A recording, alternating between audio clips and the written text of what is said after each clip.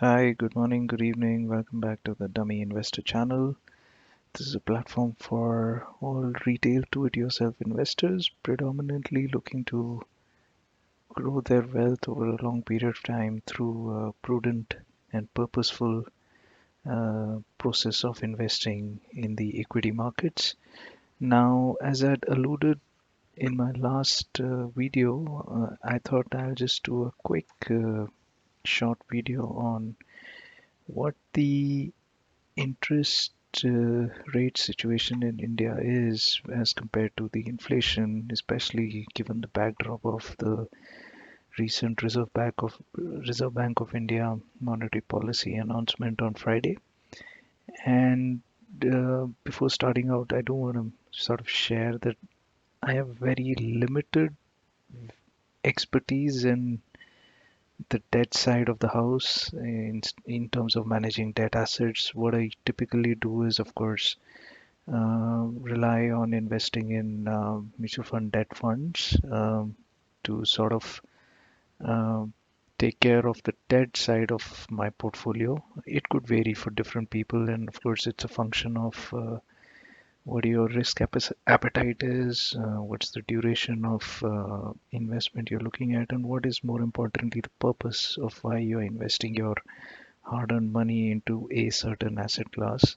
So, having given that disclaimer right at the start, the only reason why I wanted to bring this topic up for fellow listeners was because for long-term do-it-yourself investors, especially in the equity markets, and especially for those who are looking to uh, use their investment philosophy and approach to eventually become financially independent, it's important to have a good percentage of your portfolio in debt assets.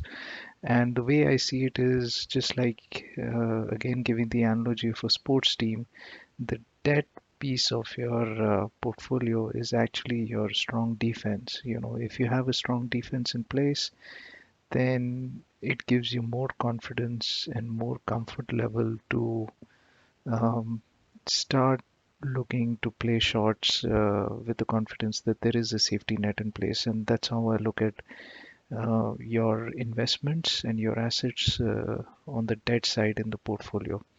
Now, like I mentioned, I'm fairly inexperienced in managing debt assets, and quite honestly, till recently, my exposure into debt assets was very minimal. It's only now, and I guess maybe it's a function of age, but it's now that I've started giving it a more serious thought in terms of having a certain predefined asset allocation in the portfolio.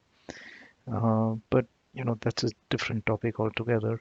Uh, the reason why I wanted to bring up this issue of yields on debt instruments is because we all know that the market has run up a lot, and depending on what kind of investor you are, uh, it I think generally most of us, I'm sure, would agree that this is not really a good time to go full on investing in the equity markets for long term capital appreciation. And so many might be in a situation where they have surplus money or they have surplus cash, but are sort of waiting or biding their time to, for the market to correct before finally taking an entry position in, your favorite equities or your favorite stocks. So in the meantime, while we don't know how long the market is going to behave like this, where it's going to keep making highs, we still need our money to generate some returns in the short term and possibly in the medium term, right? And hence, looking at debt instruments becomes important. Uh, Not only that, also I feel, just from a long-term perspective, debt instruments obviously, like I said, are a good defense in your portfolio. And for people who are looking, as into investing as a means to achieve financial independence, post retirement, whenever you do decide to, quit from your day jobs and want to pursue something else, the debt part of the portfolio can actually come in very handy for you to sustain your living while combining it with a secondary source of income based on your interests, your passion, and so on and so forth. Now, uh, like I mentioned, the RBI on Friday announced that it's going to continue having an accommodative stance towards monetary policy. What that essentially means is that they're going to keep interest rates the way they are currently, which is somewhere around 4% repo rate. And although one can derive from that that interest rates are not going to come down in the near future anymore, but it certainly indicates, i.e., accommodative stance. What that means is that interest rates are also not going up anytime in the short term or in the medium term. And so we have a very peculiar situation, and I'm going to show that with some graphs to the listeners that the inflation rate is actually higher than your short-term yields on some of the debt assets. And so, like I'd mentioned in my previous video, if you are depending on fixed debt instruments for capital appreciation, you might be in for some sort of a shock because your money is actually losing value. And so let's just jump right in and look at some interesting data points before we conclude our discussion. Now, this is the current lay of the land in terms of the maturity of India government bonds across different maturity time periods. And obviously, uh, even for beginners like me, it's easy to understand why the maturity or why the yields are higher on long-term maturity instruments than short-term maturity instruments. And that's because the uncertainty increases with the more time you put in to the maturity. There's more risk of interest rate fluctuation, and hence, obviously, in that sense, it's a more riskier proposition, and hence, long-term debt instruments or long-term bonds actually come at a higher yield than short-term bonds. But this gains significance because banks or other entities, when they offer debt instruments to retail investors, they benchmark their yields against some of these risk-free government of India bond yields, right? And so it's important to keep an eye on what's the trend been for especially the 10-year government bond, and on the short-term side, maybe the uh, you know 2-year or a 3-year government bond. And so obviously, this is, like I said, the lay of the land. The 10-year government bond right now is coming at around 5.9%. A 2-year government bond is coming somewhere around 3.86%. And in isolation, it looks obviously fairly neutral in the sense you can't derive any conclusion out of it. But then what the next graph is going to show you is going to be very interesting.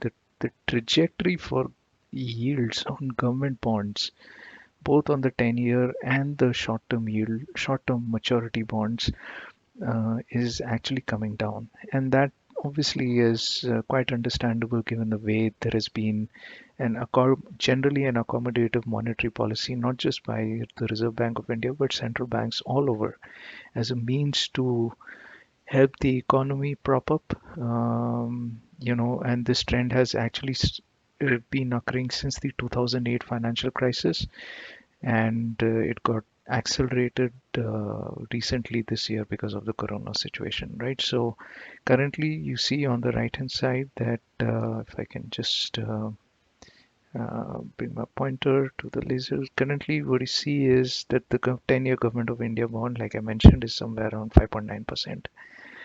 Now, in obviously this graph shows the historical trend from 1999, and some of the older investors would reminisce with this because they used to rely a lot on fixed deposits and your PPFs and your postal income schemes to generate those uh, you know high rate of interest returns, right? And so in the olden days, investing your money in debt asset classes was very safe and used to promise returns which was quite comfortably inflation beating. That situation has precariously changed in the recent years. And so for young investors, either of or middle-aged investors, this is not the same situation that you would hear from the previous generation, where they would say just invest, open fixed deposits, and your money is safe, right? Um, Now, let me move on to the next slide. This is the one-year bond yield. And again, like you see, from 2015 onwards, the trend has been generally on the lower side, especially accelerating since the last 2 years. Currently, the one-year bond yield is less than 4%. Now, this is important in the context of this graph. And this graph actually shows a comparison of the inflation rate in India as compared to the 10-year bond yield. So we discussed that the 10-year bond yields actually have a higher rate of return than, say, short-term bond yields. And what we see on this graph is that the inflation rate, which is currently somewhere around 6.87%, has actually surpassed the 10-year bond yield, which is currently at 5.9%, somewhere, I would say, late 2019. And so what that effectively means in practical terms is that if you put money in, I would say, most of the debt asset classes, especially short-term debt asset classes, which benchmark their interest rate or the rate of return against the repo rate, then you might have the notion that your money is safe, but in actual terms, your money is losing value because inflation is eating into it. And so 100 rupees deposited in a fixed deposit, post the returns and post tax treatment, might be of a lot less value than what it should be if you factor in inflation. And so this is a very precarious, I would say, a very catch-22 situation, predominantly for people who look at debt instrument asset classes as their main source of portfolio. But even for long-term equity investors or stock investors, if we need to park our money short term because we can't invest in the markets because the markets have run up because of this loose monetary policy, then one needs to take a call on how to manage that money. Obviously, um, post-tax treatment, most probably you're losing money putting, in most of these asset classes, debt asset classes. Now, of course, this loose monetary policy has a flip side to it as well. Low interest rates would mean that your car loans will become cheaper, your home loans will become cheaper, and that's again the intent of the RBI to encourage some of that economic activity. But if you're just looking at interest rates for capital appreciation, this is obviously not a great sign, right? Um, so what does an investor do? Especially a debt asset investor. Again, with the disclaimer that I have not explored this side of investing too much, although I'm beginning to right now. Obviously, one is to look at debt instruments with longer duration of maturity. As we saw that the longer the duration goes, the higher the yields become. And this is obviously, long-term bond yields tend to get more attractive when there is certainty that interest rates are going to stay low, because there's the risk of interest rates suddenly rising and hence long-term yields becoming sort of unattractive from a risk standpoint comes down because we know interest rates are going to stay low, right? And so, assuming that the RBA continues with its accommodative stance, maybe it makes sense to look at long-term duration, maturity, and debt asset classes. And the second is, of course, to look at long-term debt mutual funds. Um, Again, like I mentioned, there's a risk of uh, you know interest rate changes down the line, which might impact your returns, especially typically if you look at, say, a 3 to 5 year maturity time period. The third option is, of course, to look at instruments which are not maybe AAA rated but maybe AA rated, but of course there's a lot of risk associated with this. And so investors need to be careful, and very cautious about exploring this option in a more aggressive way. So this is on the debt side. Now, what do you do on the equity side? On the equity side, of course, you can consider uh, high earnings yield stocks. So stocks which are trading at a lower valuation, which effectively means they have a high earnings yield and decent growth prospects. Now, again, there's a potential value trap situation here where you invest in a company which is trading at a lower multiple or high earnings yield, but the company doesn't have any high growth prospects, and so you definitely want to avoid that kind of a situation. The company needs to have at least decent growth prospects, but then should be currently available at a decent valuation, which will increase its earnings yield, right? The second is, of course, to consider defensive stocks. Mostly PSUs fall in this category or cyclical commodity companies. Typically, these offer a very high dividend yield. If I remember correctly, ONGC, GAIL are offering a very high dividend yield, but of course, now the situation is that dividends are also having a different tax treatment, so we need to be careful of that. The third is, of course, what school of thought I belong to, which is actually I'm a mix of one and three, but identifies companies which are good companies, which have a decent growth prospect in the medium to long term, and look at capital appreciation as a way to offset inflation, right? And the challenge with this in the current market situation is that there are, I would say, very few companies which have fundamentally very strong, which you will get at attractive valuation. So the question becomes, how much do you overpay for having that company in your portfolio, or do you just, like I said, bide your time, wait for your time till there's a correction in the market, and then you can have a decent entry price. Just as a closing thought, of course, I mean, I did some research online and I could find some of these debt instruments and what they're giving. I've highlighted the ones potentially in green, which might be inflation, which might be a hedge against inflation. Now, most of these are taxable instruments.